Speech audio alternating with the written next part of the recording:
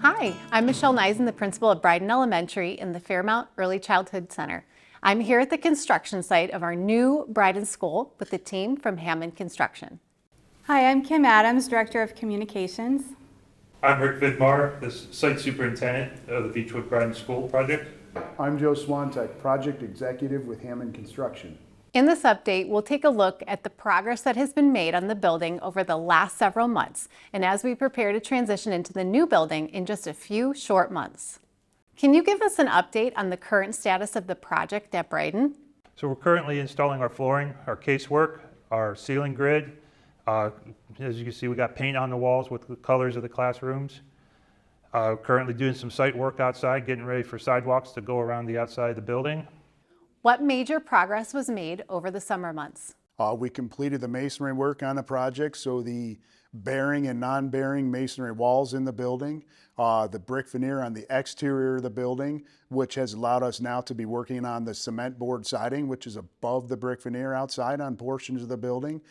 We've completed the roof installation so that everything inside is dry and covered at this point. So those are the big things completed over the summer. What are some of the steps that will be taken over the next 2 to 3 months to ensure that the building is ready for students and staff? Yeah, so Rick spoke a lot about finishes, casework, flooring, ceilings, and so we'll continue to put those up, continue and complete the installation there. We have some of the mechanical equipment started up and running. We're in air conditioning right now in this section of the building. We'll be looking to start up the heating part of the HVAC systems when the weather cools down a little bit, and then begin testing of that for students and staff to move in. And then last but not least, we'll be cleaning and installing the new furniture. What kind of feedback have you received from those who have had a chance to walk through the building? Well, in August, we were able to take the teachers and staff members at Bryden on a tour of the building, and I would say there's just overwhelming excitement for their new spaces. We're currently standing in a preschool room, and you can start to see some of the colors and the casework as the building's nearing completion, and I would say they just love the size of the classrooms, the lighting, and just the new amenities that they'll be able to enjoy while they're here. Once the building opens after winter break, what are the next steps for this project?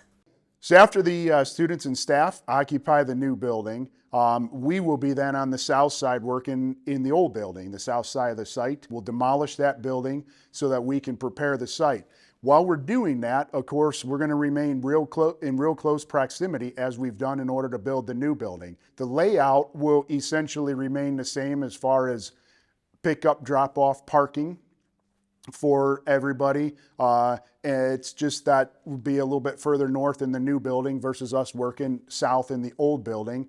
And that will allow us then through the spring of 26 to complete the demolition, perform grading work.